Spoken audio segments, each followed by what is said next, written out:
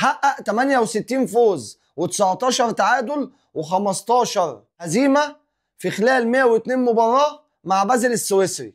تأهل بيونيون برلين إلى الدوري الألماني الممتاز لأول مرة في تاريخ النادي عام 2019. في أول مواسمه بعد التأهل بيونيون برلين إلى الدوري الألماني الممتاز كسب بروسيا دورتموند 3-1 في الجولة الرابعة.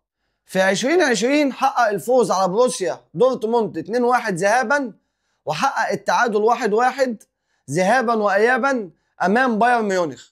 في 2021 حقق المركز السابع مع يونيون برلين ليتأهل إلى دوري المؤتمر الأوروبي. في 2022 حقق المركز الخامس مع يونيون برلين ليتأهل إلى الدوري الأوروبي ويخرج من دور ال16. في ديسمبر 2022 حقق جائزة أفضل مدرب سويسري.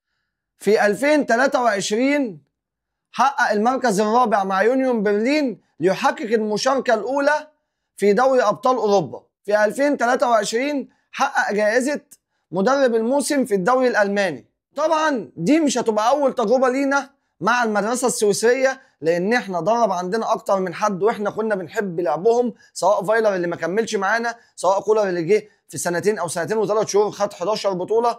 مدربين كتير من سويسرا نجحوا